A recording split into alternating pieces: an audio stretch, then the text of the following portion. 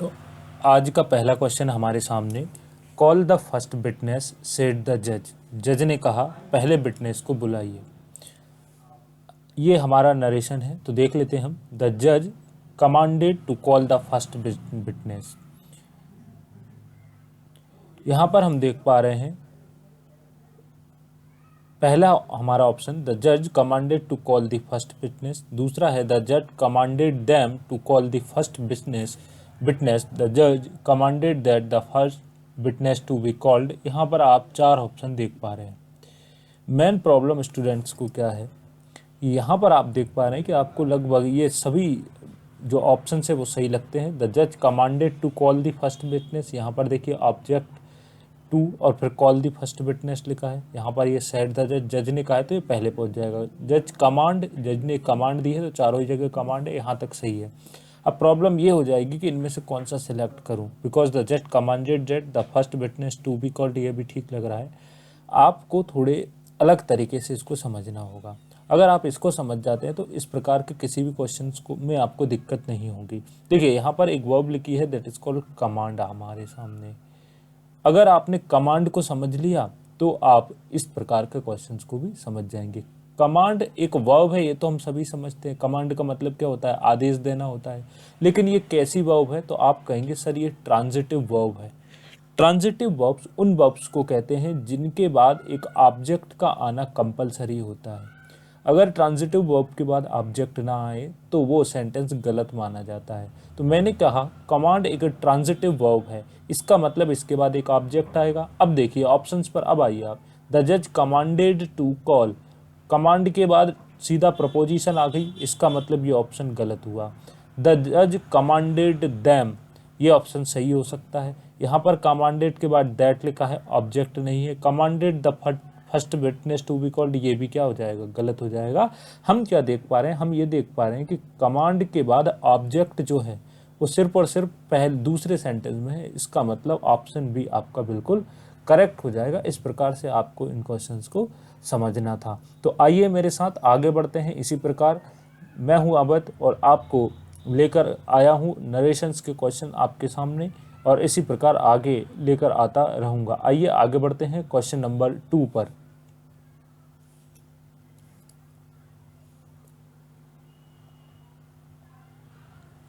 एक मिनट के लिए आप रुकेंगे, पॉज देंगे थोड़ा सा।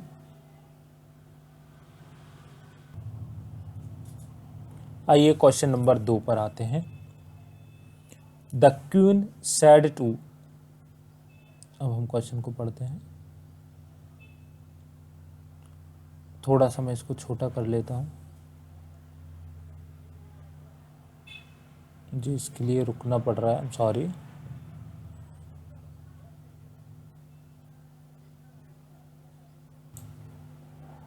चलिए अब हमें कहीं रुकना नहीं पड़ेगा। तो दूसरा क्वेश्चन हमारे सामने है। The queen said to her son, the queen said to her son you must go to the forest and remain there till your father calls you back. Queen ने कहा, said to her son, queen ने अपने son से क्या कहा, you must go to the forest, कि अपने जंगल जाइए, एंड रिमेन देयर, और तब तक वहाँ रुकिए जब तक आपके फादर आपको बुला नहीं लेते हैं। तो ये जो पहली स्पीच है हम ऑलरेडी जानते हैं नरेशन में, इसको हम रिपोर्टिंग स्पीच बोलते हैं, और दूसरी वाली स्पीच को रिपोर्टेड स्पीच बोलते हैं। मैं ये मान के चल रहा हूँ कि ये सारी चीज़ें आपको आती है, तभी हम क्वेश्चन को कर रहे हैं। तो the queen said to her son, यहाँ पर लिखा है the queen ordered her son, told her son, told his son and told her son. यहाँ पर देखिए ऑप्शन नंबर सी को अगर हम देखें तो द क्वीन टोल्ड हिज सन लिखा हुआ है। यहाँ पर क्या लिखा हुआ है, हिज सन, जबकि रिपोर्टिंग स्पीच में लिखा हुआ है हर सन। तो यहाँ पर से ऑप्शन नंबर सी तो कम्प्लीटली गलत हो जाएगा। क्यों गलत हो जाएगा, कि हम रिपोर्टिंग स्पीच में कोई भी चेंजेस करते नहीं हैं। तो हिज सन नहीं होगा, यहाँ पर हर सन होगा। ये छोटी छोटी बातें आपको गलतियाँ करने से बचा सकती हैं, आसानी से क्वेश्चंस को सॉल्व कर सकती है। मैंने क्या किया, डायरेक्ट यहाँ देख के इस ऑप्शन को हटा दिया। आप क्या करते, पूरा पढ़ते, यहाँ पर मिलाने की कोशिश करते, टेंस चेक करते। अब आगे बढ़ते हैं।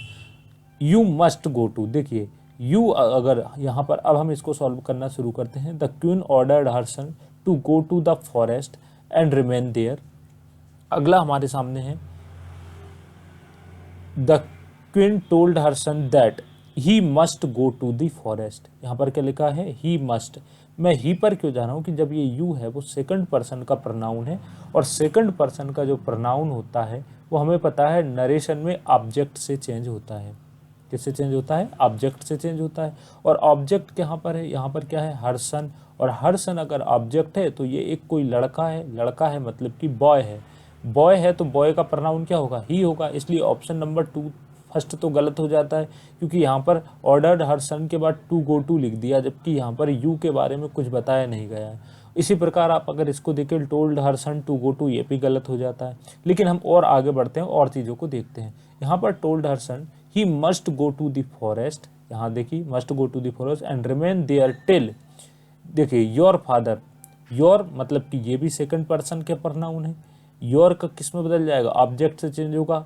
तो वो बॉय था, तो यहाँ पर हम देख पा रहे हैं ऑप्शन में योर फादर की जगह पर क्या हो गया है, remain there till his father, क्या हो जाएगा, हिज फादर। क्यों, क्योंकि योर सेकंड पर्सन का है और इसका अगर पजेसिव केस इससे ही चेंज होगा। हर सन का क्या हो जाएगा, his son, his father called him back. तो यहाँ पर ऑप्शन नंबर बी करेक्ट हो जाएगा। कई लोगों को इस चीज़ में दिक्कत आती है यहाँ पर कि ये जो योर फादर लिखा है इसको किससे चेंज करें। आप इतनी सी बात समझें कि योर फादर लिखा है यहाँ पर, तो अगर आप योर की बात करें तो ये सेकंड पर्सन का प्रोनाउन है, और सेकंड पर्सन का प्रोनाउन होने के साथ साथ subjective case you, objective case भी यू, और पजेसिव केस योर हो जाएगा। तो आपको इतना याद रखना है कि जब ये सेकंड पर्सन का प्रोनाउन होता था, चाहे वो यहाँ पर हो या यहाँ पर हो, तो ऑब्जेक्ट से चेंज होता था। ये देखिए ऑब्जेक्ट है हर सन, मतलब ऑब्जेक्ट है सन। तो एक बात याद रखें, ऑब्जेक्ट से चेंज तो होगा लेकिन केस चेंज नहीं होगा। केस कौन सा था, केस था पजेसिव केस, योर था। तो इस हर सन का भी पजेसिव केस, मतलब उस लड़के का पजेसिव क्या केस क्या होगा, हेज होगा। तो योर फादर की जगह पर क्या हो जाएगा, हिज फादर हो जाएगा। उम्मीद करता हूँ आप समझ पा रहे होंगे। चेंज तो ऑब्जेक्ट से ही हुआ है, ये चेंज ऑब्जेक्ट से ही हुआ है, लेकिन केस कभी चेंज नहीं होता है। पजेसिव केस से पजेसिव केस यहाँ पर था तो यहाँ पर भी पजेसिव केस आएगा। ऑब्जेक्टिव केस होता तो ऑब्जेक्टिव केस आता। आगे बढ़ते हैं अब क्वेश्चन नंबर 3 की तरफ। क्वेश्चन नंबर 3 को देखेंगे। आप चाहें तो वीडियो को पॉज करके और अपना ऑप्शन आप कर सकते हैं, देख सकते हैं करके कि कौन सा ऑप्शन सही होगा। आइए, आई सेड टू हर, मैंने उससे कहा, all your faults will be pardoned if you confess them. मैंने उससे क्या कहा कि तुम्हारी सारी गलतियां माफ़ कर दी जाएगी यदि आप उन्हें कन्फेस कर लें। कन्फेस का मतलब क्या होता है, किसी भी चीज़ को मान लेना। आपको ये बात पता है कि जब रिपोर्टिंग स्पीच पास्ट टेंस में हो तो रिपोर्टेड स्पीच भी पास्ट टेंस में चली जाती है, मतलब इसका टेंस चेंज होगा। सीधा पता चला जाना चाहिए कि यहाँ पर सैड लिखा है, पास्ट टेंस है तो ये बिल की जगह वुड हो जाएगा, क्योंकि इसको भी हम पास्ट टेंस में लेकर जाएंगे। ठीक है, आगे बढ़ते हैं अब हम। तो देखिए, I said to her, I told her, told her, told, चारों ही ऑप्शन में आई टोल्ड हर लिखा है, क्योंकि सैड के बाद जब टू होता है तो सैड टू टोल्ड में बदल जाता है। इसका सीधा सीधा रीज़न क्या है, सीधा रीज़न ये है सर कि टेल जो है, टेल की ही सेकंड फॉर्म टोल्ड है। टेल जो है वो एक प्रकार की ट्रांजिटिव वर्ब है। ट्रांजिटिव वर्ब के बाद ऑब्जेक्ट आ सकता है। तो यहाँ पर हम क्या देख पा रहे हैं कि यहाँ पर हर जो है ऑलरेडी ऑब्जेक्ट दिया हुआ है, इसलिए आप इस सैड टू को टोल्ड में बदल सकते हैं। क्यों बदल सकते हैं, क्योंकि यहाँ पर ऑब्जेक्ट है और ऑब्जेक्ट है और टोल्ड के बाद ऑब्जेक्ट आ जाता है, इसलिए हमें इसको बदलने में कोई प्रॉब्लम नहीं होगी। सिर्फ इतना होता, आई सैड टू हर नहीं होता तो कभी भी सैड टोल्ड में नहीं बदलता, क्योंकि इसके बाद जब ऑब्जेक्ट नहीं होता है तब ये बदलता नहीं है। इस बात को याद रखेंगे। आइए आगे बढ़ते हैं। तो आई टोल्ड हर, यहाँ तक तो सही था। ऑल योर फॉल्ट, अब देखिए योर फॉल्ट, मैंने उससे कहा कि तुम्हारे सभी गलतियां, तुम्हारी मतलब उस गर्ल की गलतियां। तो इस बात को आप याद रखें, ये योर फॉल्ट जो है, फिर से हमने देखा कि ये सेकंड पर्सन का प्रोनाउन है। यू जो है वो सेकंड पर्सन का प्रोनाउन है, तो यू किससे चेंज होगा, ऑब्जेक्ट से चेंज होगा, और ऑब्जेक्ट है हर, तो योर की जगह क्या हो जाएगा, हर फॉल्ट हो जाएगा। क्या हो जाएगा, हर फॉल्ट। हमने क्या कहा कि योर जो है वो सेकंड पर्सन का प्रोनाउन होने के साथ साथ पजेसिव केस है। सेकंड पर्सन का प्रोनाउन ऑब्जेक्ट से चेंज होता है तो ऑब्जेक्ट से चेंज किया, साथ ही साथ केस को हम वही रखेंगे, पजेसिव केस है तो सी का पजेसिव केस वही हर होता है, इसलिए हमने हर रखा। तो ऑल हर फॉल्ट्स हो जाएगा। यहाँ पर देखिए हर फॉल्ट से, हर फॉल्ट से, हर फॉल्ट से, चारों ऑप्शन में हर फॉल्ट से ही है, मतलब कोई दिक्कत नहीं। यहाँ पर देखिए लिखा हुआ है बिल भी, जैसे यहाँ पर बिल भी आया ये ऑप्शन गलत हो गया, क्योंकि बिल भी जो होगा वो चेंज हो जाएगा वुड बी में। क्यों हो जाएगा? क्योंकि रिपोर्टिंग स्पीच मेरी पास्ट टेंस में, यहाँ पर सैड लिखा हुआ है, ये अगर पास्ट टेंस है तो आगे बिल का वुड हो जाता है, क्योंकि ये भी कौन से टेंस में जाएगा? पास्ट टेंस में जाएगा। तो वुड बिल भी जिसमें लगाए वो क्वेश्चन हमारे गलत हो जाएंगे, ऑप्शन गलत हो जाएंगे। फर्स्ट एंड थर्ड ऑप्शन हमारा गलत हुआ। यहाँ पर देखिए वुड बी पार्डन ऑफ, और यहाँ पर लिखा है वुड हैव टू बी। अब यहाँ पर हैव टू बी की क्या जरूरत है? कोई भी जरूरत नहीं थी, मतलब ऑप्शन नंबर बी करेक्ट हो जाता है बिना कुछ ज़्यादा सोचे हुए। आइए आगे फिर भी देख लेते हैं। पार्डन इफ सी, देखिए यहाँ पर इफ यू लिखा था, यू जो है सेकंड पर्सन का प्रोनाउन है, हम सभी जानते हैं। इसने बस याद रखें आपकी यू सेकंड पर्सन का प्रोनाउन है, ऑब्जेक्ट से चेंज होगा। ऑब्जेक्ट क्या है यहाँ पर? ऑब्जेक्ट देख पा रहे हैं, ऑब्जेक्ट है हर, लेकिन यू सब्जेक्टिव केस है तो हर का सब्जेक्टिव केस क्या होगा? हर का सब्जेक्टिव केस होगा सी। तो देखिए बिल्कुल सही लिखा है, सी कन्फेस्ड देम, बिल्कुल सही हुआ। कन्फेस था तो कन्फेस का कन्फेस्ड हो जाएगा, क्योंकि ये प्रेजेंट का इंडेफिनिट था, तो जाएगा किस में? पास्ट के इंडेफिनिट में। इतनी बातें आपको पहले से भी आती है। उम्मीद करता हूँ इस क्वेश्चन को आप समझ गए होंगे। आपका एक भी क्वेश्चन गलत नहीं होगा अगर आप ध्यान से इनको समझते चलते हैं। आइए क्वेश्चन नंबर 4 पर। क्वेश्चन नंबर 4 पढ़े, ध्यान से पढ़े क्वेश्चन को। He said to Sita, he said to Sita, उसने सीता से कहा, क्या कहा उसने सीता से?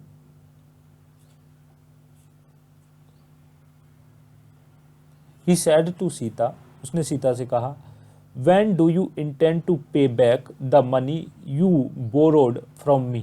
उसने सीता से कहा कि तुम वो पैसा कब लौटाओगे जो मुझसे तुमने लिया है। मतलब कि इंटेंट का मतलब होता है कि आपकी इच्छा कब है, मेरा पैसा लौटाने की इच्छा आपकी कब है। तो देखिए she said to Sita, said to यहाँ पर देखिए हर जगह एनक्वायर्ड लिखा है, इसका मतलब चारों ही ऑप्शन में हमें दिक्कत नहीं है। देखिए जब कोई किसी से क्वेश्चन पूछता है, देखिए यहाँ पर लिखा है वैन, मतलब क्वेश्चन पूछा गया है, तो या तो ये आस्क में बदल जाता है, आस्क्ड हो जाता है, ठीक है, सैड टू आस्क में बदल जाता है, या फिर एनक्वायर में, दोनों बातें एक ही है। तो यहाँ पर कोई दिक्कत नहीं है, मतलब कि ये जो सेंटेंस है यहाँ तक चारों इस ऑप्शन में बिल्कुल सही है। आगे बढ़े हम, यहाँ पर लिखा है वैन। अब देखिए WH वर्ड से जो भी सेंटेंस जुड़ते हैं नरेशन में, आप याद रखें कि WH वर्ड से हम जोड़ने के बाद सेंटेंस को कभी भी इंट्रोगेटिव नहीं रखते हैं। इंट्रोगेटिव का मतलब क्या है? WH वर्ड तो आ जाएगा, लेकिन उसके बाद जैसे इसमें एक हेल्पिंग वर्ब लगी है डू यू इंटेंड, लेकिन जब हम इसको नरेशन में कन्वर्ट करेंगे तो हम ऑलरेडी एनक्वायर्ड लिख चुके हैं, मतलब हमने उससे पूछा।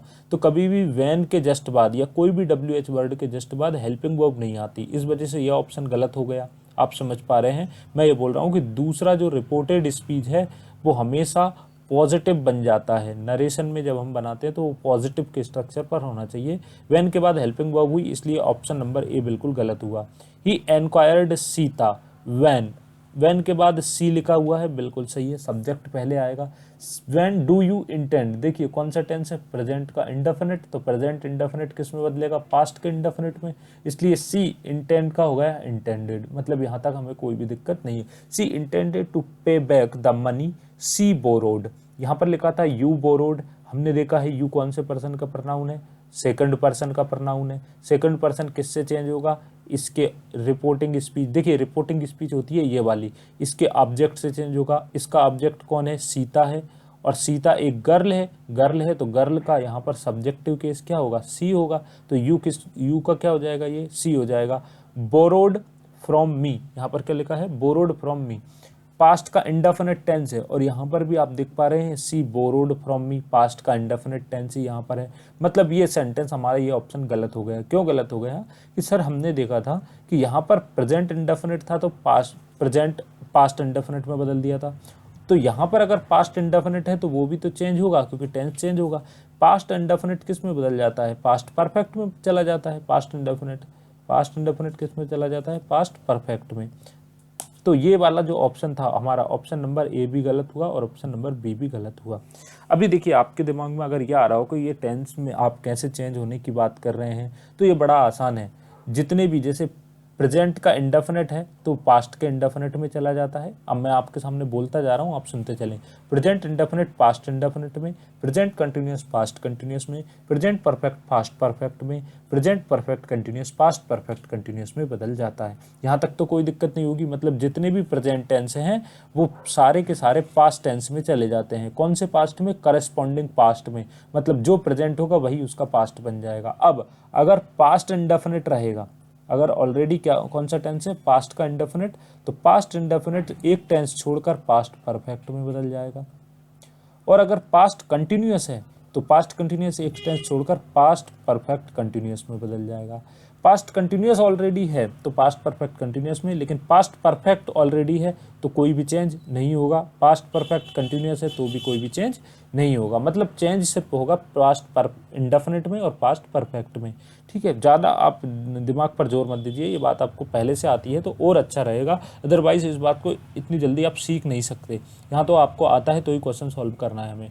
आगे बढ़ते हैं। She enquired Sita when she intended to pay back the money, यहाँ तक तो ऊपर वाला भी था, मतलब यहाँ तक तो सेंटेंस सही है। यहाँ पर देखिए सी हैड बोरोड, बिल्कुल सही हुआ। पास्ट इंडेफिनिट को आप पास्ट के परफेक्ट में ले गए, option number C is correct. आगे बढ़ते हैं, अब क्वेश्चन नंबर 5 की तरफ ध्यान देंगे। Let's give a party said Jaya, Jaya ने क्या कहा? पार्टी देते हैं। आगे पढ़ते हैं। Let's not said her husband, और उसके हस्बैंड ने मना कर दिया, यही तो बोल रहा है। जया से लेट्स गिव अ पार्टी, तो जया ने क्या किया? पार्टी देते हैं। तो Jaya suggested giving a party सभी में लिखा हुआ है, मतलब ये वाली चीज़ जो है वो गलत नहीं है, यहाँ तक हम सभी को सही मानकर चलेंगे। Jaya suggested giving a party but तो बिल्कुल सही है, यहाँ पर भी बट, सब जगह बट, क्योंकि बट दो कॉन्ट्रैक्ट जो सेंटेंस दो अलग अलग बात कहते हैं उनको जोड़ने का काम कौन करता है? बट करता है। But her husband answered in negative, देखिए आंसर्ड इन नेगेटिव जब भी लिखना है, बिल्कुल नरेशन में ये हम यूज़ करते हैं, लेकिन आंसर्ड इन नेगेटिव तब आता है जब कोई किसी बात को आपसे पूछे और आप उसका मना कर दें, तब ये बात बोलना बिल्कुल सही है। जैसे ही सैड नो, तब ये क्या हो जाता कि आंसर्ड इन नेगेटिव, मतलब कोई किसी से कुछ पूछे और तब आंसर ना मिले तो आंसर्ड इन नेगेटिव बोलना सही होगा। लेकिन इस केस में जया ने पूछा नहीं था, जया ने भी बताया था कि आओ पार्टी देते हैं, और लेकिन उसके हस्बैंड ने तुरंत मना कर दिया कि नहीं ऐसा नहीं करते हैं। तो इसका मतलब क्या हुआ? इसका मतलब ये हुआ कि जया ने जो भी बात कही उसके हस्बैंड ने उसको क्या कर दिया? अपोज कर दिया। सिंपली तो हम ऐसा ही बोलेंगे, अपोजिट चला गया। तो यहाँ पर क्या है? Jaya suggested giving a party but her husband opposed the idea, but उसके हस्बैंड ने आइडिया को क्या किया? अपोज किया, है ना। तो यहाँ पर ये ऑप्शन नंबर बी बिल्कुल सही हो जाएगा। रिफ्यूज भी गलत होगा, क्यों गलत होगा? क्योंकि उसने पूछा नहीं है, उसने भी सजेशन दिया था और इसने अपना सजेशन दे दिया। क्वेश्चन नंबर 6 पर आते हैं। The old man of Latur said, Latur का जो एक ओल्ड मैन आदमी है उसने क्या कहा? Alas my only son is dead, उनने कहा। अलास का मतलब क्या होता है? नरेशन में हम इनका यूज़ करते हैं, जब कोई इंसान दुख से कोई बात को बोलता है तो अलास का यूज़ करते हैं। तो उसने क्या कहा कि मेरा एक सन था, उसकी क्या हो गई? मृत्यु हो गई, एक अकेला। तो the old man of Latur exclaimed with सोरो, देखिए जब भी अलास लग जाता है तो इस बात को याद रखेंगे, अलास जब भी हो तो ये बदल जाता है एक्सक्लेम्ड विद सोरो में। यहाँ पर ये नहीं लिखेंगे the old man of Latur told expressed, ऐसे नहीं होगा। सोरोफुली भी बोलना गलत हुआ, इसको हम बदलते हैं एक्सक्लेम्ड विद सोरो। तो हमारा ऑप्शन नंबर ए बिल्कुल सही हुआ। The old man of Latur exclaimed with sorrow that his only son was dead, देखिए यहाँ पर इज लगा था, प्रेजेंट की हेल्पिंग वर्ब यहाँ पर वॉज लग गया। उम्मीद करता हूँ समझ गए होंगे। ऑप्शन नंबर आपका जो है बी बिल्कुल करेक्ट हो जाएगा। आगे बढ़ते हैं क्वेश्चन नंबर 7 की तरफ।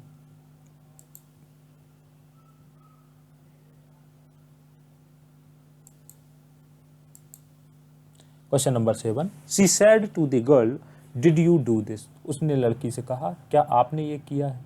शी सैड टू, देखिए सैड टू और यहाँ पर डिड लिखा है, इसका मतलब ये जो कही गई बात है वो पूछी गई है। तो सैड टू किस में बदल जाएगा? वो आस्क में बदल जाएगा, और पास्ट टेंस होने की वजह से आस्क्ड में बदल जाए।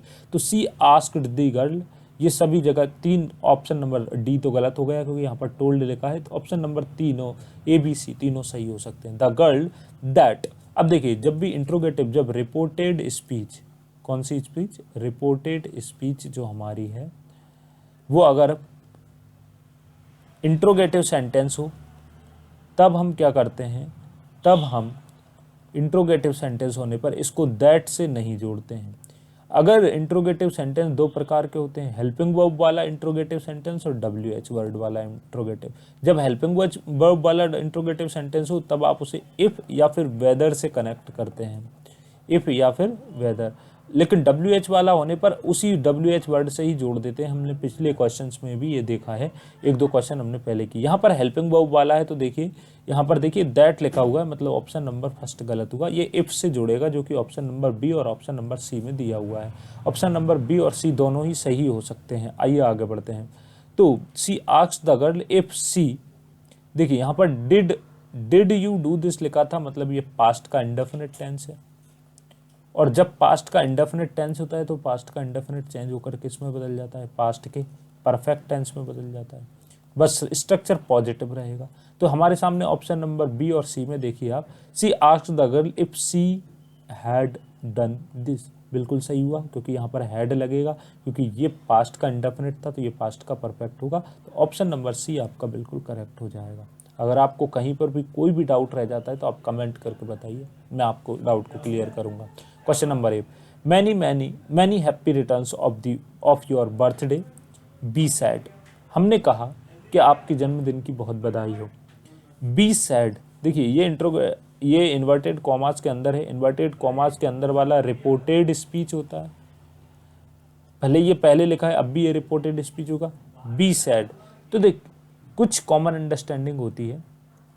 क्या कॉमन अंडरस्टैंडिंग होती है कि यहाँ पर जो बी सैड लिखा है इसका मतलब अब बर्थडे पर क्या करते हैं, बर्थडे पे क्या करते हैं जी, आपने कहा विश करते हैं। क्या करते हैं, विश। तो बी सैड बी विश्ड में बदल जाएगा, आसान सी बात है। बी ग्रीटेड, देखिए ग्रीट का मतलब होता है कि जब आप किसी को विश करते हैं, विश का मतलब आप किसी को गुड मॉर्निंग करते हैं। तो बर्थडे विश करना और good morning good afternoon wish करना बोथ आर डिफरेंट थिंग। ये उसके लिए ग्रीट शब्द का यूज, सैड शब्द नॉर्मल हो जाएगा, इसका यूज यहाँ पर नहीं करना है।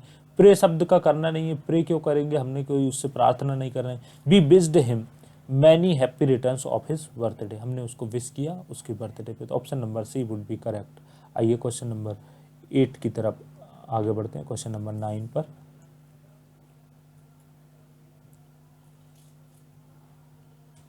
Question number 9, doctor the patient cried. Doctor, देखिए इन्वर्टेड कॉमास के अंदर लिखा है, मतलब ये भी पेशेंट के शब्द हैं। Doctor the patient cried, patient ने रोते हुए क्या कहा, doctor please tell me how much time I have. इस प्रकार के जब सेंटेंस आएंगे तो आप परेशान ना हो, 3 पार्ट में सेंटेंस है। देखिए डॉक्टर यहाँ पर इन्वर्टेड कॉमास लिखा है, ये इन्वर्टेड कॉमास के बाहर लिखा है और ये इन्वर्टेड कॉमास के फिर से अंदर लिखा हुआ है। तो इसमें क्या हमें समझना है कि पेशेंट ने कहा, क्या कहा पेशेंट ने, doctor please tell me how much time I have. ये दोनों ही बातें पेशेंट ने की है और बस एक डॉक्टर को पहले लिख दिया है, उससे कोई हमें फर्क नहीं पड़ना चाहिए। आप मानकर चलें कि डॉक्टर इसके साथ ही लिखा हुआ है। तो यहाँ पर क्या है कर रहा है वो, अब हम देख लेते हैं। The patient pleaded, the patient exclaimed, the patient pleaded और पेशेंट क्राइड। देखिए क्राइड का मतलब यहाँ पर है, द पेशेंट क्राई मतलब रोना होता है, लेकिन एक्चुअल में यहाँ पर क्या लिखा है, please tell me how much time I have, मतलब पेशेंट जानना चाह रहा है कि मेरे पास कितना वक्त बचा है ना। मूवीज में भी हम इस लोग को देखते हैं। तो क्राइड यहाँ पर रोने के लिए नहीं रोया, यहाँ पर वो क्या है, याचना कर रहा है, कुछ मांग रहा है। दैट इज कॉल्ड प्लीड करना, है ना, प्लीड करना किसी को। प्लीड का मतलब क्या है, किसी के सामने याचना करना, कुछ बहुत ज़्यादा विनम्र होना, मतलब ऐसा नहीं होता किसी से बहुत ज़्यादा वो मांगने के लिए कुछ याचना करना, वही होता है प्लीड। तो यहाँ पर बिल्कुल सही लिखा है, the patient pleaded the doctor. यहाँ पर लिखा है the patient pleaded with the doctor, doctor how much time he will have. तो देखिए यहाँ पर लिख दिया ही विल हैव, जबकि ये जो था द पेशेंट क्राइड, ये पास्ट टेंस में था और पास्ट टेंस जब भी हो जाए तो विल तो कभी हो ही नहीं सकता। विल किस में बदल जाता है, विल बदल जाता है वुड में। लेकिन इस जो हमारे सामने जो क्वेश्चन था उसमें तो बिल भी कहीं पर भी नहीं था, तो हमें वुड की भी कोई ज़रूरत नहीं है, क्योंकि बिल होता तो वुड में बदलता है। इसका मतलब कि पहला वाला जो ऑप्शन नंबर ए वो तो कम्प्लीटली गलत हुआ, क्योंकि बिल का यूज़ तो किसी भी कंडीशन में यहाँ पर नहीं हो सकता। ऑलरेडी बिल होता तो भी ये गलत हो जाता, क्योंकि विल की जगह पर यहाँ पर वुड का यूज़ होना चाहिए था, क्योंकि बात पास्ट टेंस में होगी। How much time I have किस में बदल जाएगा, आई हैव बदल जाएगा आई हैव का मतलब मेरे पास है, और ये किस में बदल जाएगा, आई हैड, पास्ट टेंस में हो जाना चाहिए था इसको। तो पहले तो हम देख लेते हैं कि हैड। तो देखिए यहाँ पर आई फर्स्ट पर्सन का प्रोनाउन है, आई एक फर्स्ट पर्सन का प्रोनाउन है। फर्स्ट पर्सन का प्रनाउन किससे चेंज होता है, आप कहेंगे सब्जेक्ट से चेंज होता है। और सब्जेक्ट कौन है, सब्जेक्ट है पेशेंट। और पेशेंट मतलब हम बॉय या गर्ल हो सकता है, लेकिन जनरली बॉय को मान के चलते हैं। बॉय का सब्जेक्टिव केस क्या होगा, ही। तो यहाँ पर देखिए, the patient exclaim to the doctor, या the patient pleaded with the doctor to tell him how much time he had. I have किस में बदल गया, ही हेड में बदल गया। और यहाँ पर the patient pleaded with the doctor, plead के बाद विद लगाया जाता है, इस बात को याद रखें। अगर आपको इतना भी पता होता तो भी आप क्वेश्चन नंबर सी को तुरंत करेक्ट कर देते। तो ऑप्शन नंबर सी यहाँ पर करेक्ट हो जाएगा, बाकी ऑप्शंस आपके गलत होते हैं। अगला आपके सामने क्वेश्चन नंबर 10। 15 क्वेश्चन हम इस वीडियो में करने वाले हैं, लेकिन आपको बताना होगा कि आपको ये कैसा लगा। अगर आप इसको एंजॉय कर रहे हैं या आप कुछ सीख पा रहे हैं तो मेरे चैनल को सब्सक्राइब जरूर करें एंड प्लीज़ इसको शेयर करें। So help me heaven, he cried, I will never steal again.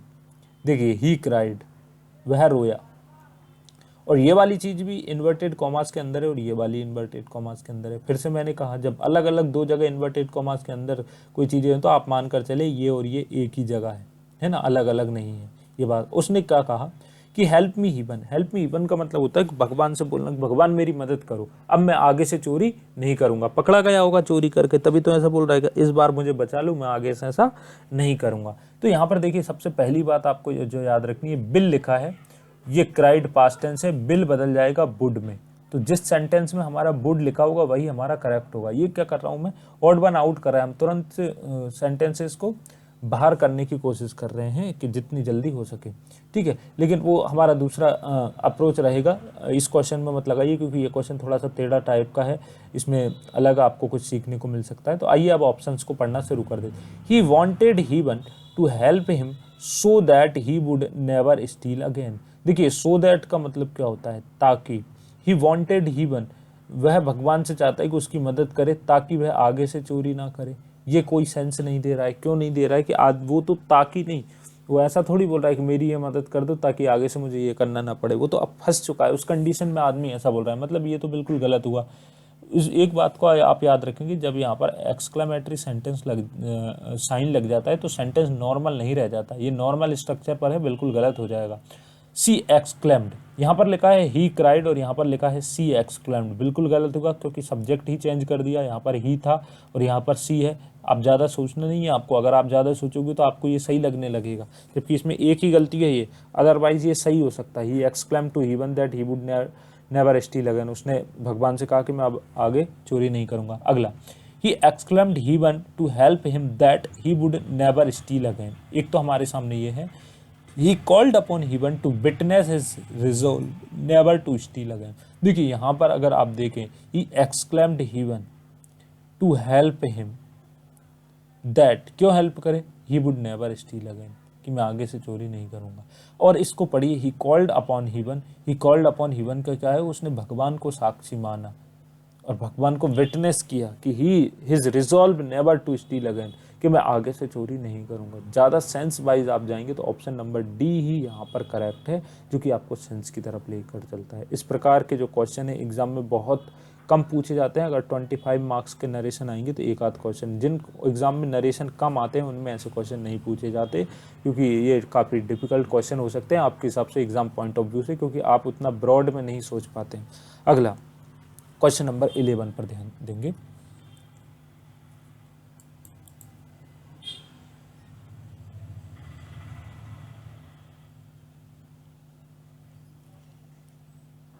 She said, I'll give you 100 rupees to keep your mouth shut। उसने क्या कहा, मैं तुम्हें 100 रुपये दूंगी लेकिन अपना मुंह बंद रखना। ऐसी बात है। She said, उसने कहा, I will give you 100 rupees, मैं तुम्हें 100 रुपये दूंगी, to keep your mouth। तो यहाँ पर देखिए, ये हमारी रिपोर्टेड स्पीच है। She said that, she offered him। तो यहाँ पर से देखने से ही ऐसा लग रहा है कि उसने जो है कहा आई विल, आई के साथ ये जो लिखा है वो बिल लिखा है, मतलब बिल वुड में बदल जाएगा। सी सैड दैट, हम यहाँ पर देख लेते हैं, सी सैड दैट। देखिए, सैड अब टोल्ड में नहीं बदला, उसका क्या रीज़न है मैंने आपको पहले ही बता दिया था, क्योंकि इसके बाद कोई ऑब्जेक्ट नहीं था। तो she said that, I first person का प्रोनाउन है, आई जो है वो फर्स्ट पर्सन का प्रोनाउन है, फर्स्ट पर्सन सब्जेक्ट से चेंज होता है, सी सब्जेक्टिव केस है, इसका सब्जेक्टिव केस सी ही रहेगा। फर्स्ट पर्सन का प्रोनाउन सब्जेक्ट से चेंज होता है, यहाँ पर जो सब्जेक्ट है वो यहाँ पर आ जाता है। सी विल का वुड हो जाएगा, सी वुड गिव हिम, यहाँ पर लिखा था यू, देखिए यू सेकंड पर्सन का प्रोनाउन था, सेकंड पर्सन का प्रोनाउन ऑब्जेक्ट से चेंज होगा और ऑब्जेक्ट यहाँ पर कुछ है नहीं, तो क्या समझेंगे जब उसने किसी से अगर ये बात कही है तो जनरल केस में हम मस्कुलिन जेंडर लेकर चलते होंगे, तो किसी लड़के से ये बात कही होगी उसने कि she would give him 100 rupees to keep his mouth shut, बिल्कुल ये सही है। देखिए योर माउथ लिखा है, आई विल गिव यू लिखा है, तो ये जो है वो किससे चेंज होंगे, सेकंड पर्सन के, मतलब सेकंड पर्सन के प्रोनाउन है, इसके ऑब्जेक्ट से, और इसमें ऑब्जेक्ट नहीं है, और जब इसमें कोई ऑब्जेक्ट नहीं हो तो आप मानकर चलें कि ऑब्जेक्ट बॉय रहा होगा। क्यों रहा होगा, मस्कुलिन जेंडर है इसलिए रहा होगा, है ना, फेमिनाइन जेंडर नहीं होता है। She offered him 100 rupees to keep his mouth shut, she suggested to him that she would give him, ये तो बिल्कुल गलत हुआ, proposed that she would give him 100 rupees to keep his mouth, ये सभी क्या हो जाएंगे, गलत हो जाएंगे, क्योंकि ऑप्शन नंबर सी हमारा बिल्कुल करेक्ट है, जो कि चेंजेस ऑफ प्रोनाउन के अकॉर्डिंग भी बिल्कुल सही है। आगे बढ़ते हैं, अगला हमारे सामने काफ़ी अच्छा क्वेश्चन है। From one of the Windows of my flat I can see the Qutub Minar said my friend, मेरे दोस्त ने क्या कहा कि मैं अपने फ्लैट की एक विंडो से कुतुब मीनार को देख सकता हूँ, सेड माई फ्रेंड, ये इन्वर्टेड कॉमास के अंदर है, मतलब ये जो है हमारी रिपोर्टेड स्पीच है और ये रिपोर्टिंग स्पीच है, तो ये पहले आ जाएगा। My friend said, my friend told that, ये तो बिल्कुल गलत हुआ, टोल्ड के बाद ऑब्जेक्ट लगता है, यहाँ पर दैट है, ऑप्शन नंबर ए गलत हो जाता है। माई फ्रेंड सैड दैट और told that, option number D भी गलत है, क्योंकि ऑब्जेक्ट नहीं है यहाँ पर। देखिए टोल्ड के बाद डायरेक्ट दैट नहीं आ सकता, चीज़ों को क्लियर रखिए आप, क्यों, टोल्ड एक ट्रांजिटिव वर्ब है, इसको अपने ऑब्जेक्ट की ज़रूरत पड़ती है। जब आप इतनी बारीक चीज़ों को जान लेते हैं तो आप काफ़ी अच्छे से इनको करने लगेंगे, तो ऑप्शन नंबर ए और ऑप्शन नंबर डी गलत हो जाता है। My friend said that from one of the windows of his flat he can see, यहाँ पर भी लिखा है I can see, तो देखिए यहाँ पर अगर ये कैन लिखा है तो कैन तो कुड में बदल जाएगा, बड़ी आसानी से हम देख पा रहे हैं, क्योंकि यहाँ पर सैड लिखा है, पास्ट टेंस है, तो पास्ट टेंस है, पास्ट टेंस में हमने देखा कि रिपोर्टेड स्पीच का हमेशा टेंस चेंज होता है, तो कैन किस में बदलना चाहिए, कुड। अब ऑप्शन नंबर ए में, बी में कैन लिखा है और सी में कुड लिखा है, तो ऑप्शन नंबर सी हमारा करेक्ट हो जाएगा, क्योंकि कैन किस में बदल जाएगा, कुड में बदल जाएगा। बड़ी आसानी से आप इसको सॉल्व कर सकते हैं, जितना आसान आप सोचेंगे, जितने अच्छे तरीके से आप सोचेंगे, उतने ही आसान वे में आप कर पाएंगे चीज़ों को, ज़्यादा डिफिकल्ट नहीं बनाना है चीज़ों को। आइए आगे बढ़ते हैं, question number, the teacher said to the student why were you absent yesterday. अब देखिए सैड टू लिखा है लेकिन यहाँ पर क्वेश्चन कर दिया, इसका मतलब सैड टू आस्क में बदल जाएगा, इन्फॉर्म तो बिल्कुल गलत हुआ। तो the teacher asked the student, ask the student, ask the student, बिल्कुल ये तीनों ऑप्शन में हमें, अगर हमने देखा WH वर्ड है तो इसी से जुड़ेगा, WH वर्ड है इसी से जुड़ेगा, लेकिन हमने क्या सीखा है कि जब भी ये वाला जो इंट्रोगेटिव होता है तब हम जब इसको नरेशन में कन्वर्ट करते हैं तब ये इंट्रोगेटिव नहीं रहता, मतलब अब सब्जेक्ट यू पहले आएगा, यू या फिर जो भी चेंज होकर आएगा और वर उसके बाद में आएगा। तो यहाँ पर देखिए ये WH वर्ड के जस्ट बाद हेल्पिंग वर्ब हैड का यूज हो गया, मतलब ऑप्शन नंबर ए गलत हो गया। देखना नहीं है कैसे, ज़्यादा आगे पढ़ना नहीं है, टाइम वेस्ट होगा। The teacher asked the student why के बाद हेल्पिंग वर्ब आ गई, ये भी तो गलत हो गया सर, और सी ऑलरेडी गलत था, मतलब कि ऑप्शन नंबर डी यहाँ पर सही हो रहा है आपका। आइए अब देख लेते हैं क्यों ऑप्शन नंबर डी सही है। तो the teacher asked the student why he had been absent the previous day. देखिए यस्टरडे तो प्रीवियस डे में बदल जाएगा, लेकिन आपको दिक्कत हो जाएगी कि ये वर की जगह हैड बीन कैसे लग गया, वर की जगह हैड बीन कैसे लग गया।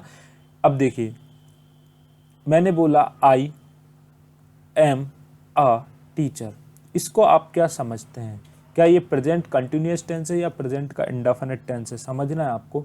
सर ये कंटिन्यूअस टेंस तब होता है जब एम के बाद आईएनजी फॉर्म ऑफ वर्ब लग जाते।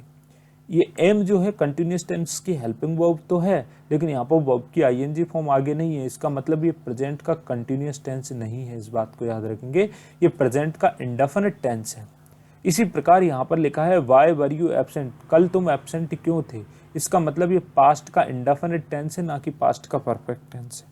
कौन सा टेंस है, पास्ट का इंडेफिनिट। और ये किसको दिखा रहा है कि कल आपकी स्थिति को दिखा रहा है कि कल आप यहाँ पर नहीं थे, एब्सेंट थे। तो जब ये पास्ट इंडेफिनिट है तो जाएगा किस में, पास्ट के परफेक्ट में ही जाएगा ना, इसीलिए ये हैड लग जाएगा। आई एम सॉरी, यहाँ पर आप देख पा रहे हैं हैड बीन, जो भी हमारा ऑप्शन अभी क्या सही था, डी वाला सही था। तो यहाँ पर हम पास्ट के इंडेफिनिट को किस में ले जाते हैं, पास्ट के परफेक्ट में, इसलिए हैड में बदल जाएगा। और एब्सेंट मतलब कि बी फॉर्म है वर्ब की, वर्ब बी फॉर्म है, हमने पहले में टेंसेस में पढ़ा चुका हूँ। तो ये जो बी फॉर्म है, बी किस में बदल जाएगी, बीन में, हेड के बाद थर्ड फॉर्म ही तो आती है। तो why he had been absent the previous day, बिल्कुल सही, ऑप्शन नंबर ई है ना। तो आप देख पा रहे हैं ऑप्शन नंबर डी से करेक्ट हो जाएगा। मैंने आपको समझाने की कोशिश की है कि हैड बीन क्यों लग गया है, आप में से काफ़ी लोगों को ये डाउट रह सकता है, इसलिए मैं इसको ऑलरेडी करेक्ट कर रहा हूँ कि ये जो है वो पास्ट का इंडेफिनिट टेंस है, ये पास्ट का परफेक्ट टेंस है, ये बी फॉर्म का बीन लगेगा क्योंकि हेड के साथ थर्ड फॉर्म लगती है। आगे बढ़ते हैं, स्टिल कोई डाउट है तो मुझे बताएं, आई विल क्लियर इट। अगला, the teacher said to Ashok, teacher ने अशोक से कहा, I shall report the matter to the principal if you misbehave again. Teacher said to Ashok, I shall, तो सबसे पहले तो इस बात को याद रखें, शैल मतलब कि विल और शैल, आई फर्स्ट पर्सन का प्रोनाउन है, किससे चेंज होगा, द टीचर से, और टीचर मतलब कि ही हो जाएगा, ही के साथ क्या लगेगा, विल, और विल का क्या हो जाएगा, वुड। तो इतनी सी बात को याद रखें कि ही वुड होगा यहाँ पर, ये ही वुड है, ही वुड है, ये तो गलत, यहाँ पर कुछ दिया नहीं है। About reporting the matter to, यहाँ पर भी कुछ दिया नहीं है। तो ऑप्शन नंबर ए और बी में देख लेते हैं हम कि कौन सा सही है। वुड कैसे आया आप समझ गए होंगे, क्योंकि कई लोग क्या करेंगे, सेल का शुड कर देंगे, वो बात बिल्कुल सही है, सेल का शुड, लेकिन अब सब्जेक्ट आई की जगह ही लग गया तो ही के साथ शुड नहीं लगेगा, बुड बिल लगेगा, बिल का बुड हो जाएगा। तो द टीचर टोल्ड अशोक और teacher warned Ashok that he would be reporting, देखिए यहाँ तो ये बी रिपोर्टिंग है, बी रिपोर्टिंग की कोई जरूरत नहीं है, आई सेल रिपोर्ट या आई विल रिपोर्ट, तो आई विल रिपोर्ट का क्या होगा, आई वुड रिपोर्ट। यहाँ पर आईएनजी फॉर्म कहाँ से आ गई, ये बिल्कुल गलत हुआ। इसका मतलब ऑप्शन नंबर बी एक तरफा सही हो जाता है। ये बहुत आसान क्वेश्चन है, मैं जल्दी बता रहा हूँ, इसका मतलब आसान है, ज़्यादा नहीं सोचना। अब देखिए यहाँ पर वार्न लिखा था, यहाँ पर टोल्ड लिखा था, दोनों ही सर सही हो सकते हैं। तो फिर मैंने इसको सही क्यों किया, क्योंकि यहाँ पर रिपोर्टिंग की कोई ज़रूरत नहीं है, विल रिपोर्ट की जगह वुड रिपोर्ट होगा ना कि रिपोर्टिंग। आईएनजी कंटिन्यूअस टेंस नहीं बनाना है इसको ज़बरदस्ती, जब उसकी कोई ज़रूरत नहीं है, रूल के अकॉर्डिंग चलना है। आइए आगे बढ़ते हैं, और आज की क्लास का लास्ट क्वेश्चन हमारे सामने ये रहा। 5 a soldier and afraid of fighting said Babur, Babur ने क्या कहा। 5 का मतलब होता है कि जब कोई इंसान बोलना, हम हिंदी में बोल देते हैं छी, एक सोल्जर होके और लड़ाई से डरते हो, ऐसा है। तो बाबर ने क्या कहा कि एक सोल्जर होके लड़ाई से डर, बाबर एक्सक्लेम्ड विद सरप्राइज। यहाँ पर सरप्राइज की कोई बात नहीं है, देखिए हम समझते कैसे हैं, फाई, ये जो फाई लिखा है ना, तो यहाँ पर सरप्राइज की कोई ज़रूरत नहीं है, ये डिस्कस्टिंग वाली चीज़ है ना, ये कोई बहुत अच्छी चीज़ नहीं है। फाई लिखा है तो इसको सरप्राइज में कन्वर्ट नहीं कर सकते। Addressing a soldier Babar caused him that he should be afraid of, should भी क्यों लग गया, शुड मतलब चाहिए होता है कि बाबर ऐसा थोड़ी बोल रहा है कि उसको लड़ाई से डरना चाहिए, बाबर तो ये बोल रहा है कि तुम सोल्जर होकर लड़ाई से डरते हो, उल्टा बोल रहा है उसको कर्ज। तो ये वाला बिल्कुल गलत हुआ, क्योंकि शुड बी की कोई भी जरूरत नहीं है।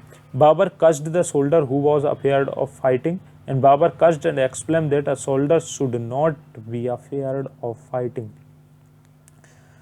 तो अब देखिए इसको हमें समझना है कि a soldier and afraid of fighting, afraid का मतलब होता है डर, कि एक सोल्जर होकर लड़ाई से डर। अब देखिए नेगेटिव जबकि इसमें बोला नहीं है, लेकिन कहने का मतलब तो यही बोल रहा है ना कि एक सोल्जर को फाइट मतलब कि लड़ाई से डरना नहीं चाहिए। इसका मतलब option number D, Babar caused, फाई जब होगा तो किस में बदल जाएगा, कज्ड में। कज्ड मतलब किसी को श्राप देना या फिर किसी को कोसना। And exclaimed that a soldier should not afraid of fighting, Babur ने उस सोल्जर को कोसा और कहा कि एक सोल्जर को लड़ाई से डरना नहीं चाहिए। तो ये थे आपके सामने कुछ क्वेश्चन, 15 क्वेश्चन हमने आज की क्लास में किए। उम्मीद करता हूँ ये एफर्ट आपको पसंद आया होगा। अगर आप इन क्वेश्चंस को एंजॉय कर रहे हैं तो वीडियो को शेयर करिए और चैनल को सब्सक्राइब करिए। मिलते हैं नेक्स्ट वीडियो लेक्चर में, इसी प्रकार मैं आपके सामने लेता कर आता रहूँगा। और आपको स्पेसिफिक किसी टॉपिक पर वीडियोस चाहिए तो आप वो भी बताएं। मिलते हैं नेक्स्ट वीडियो लेक्चर में। Thank you so much.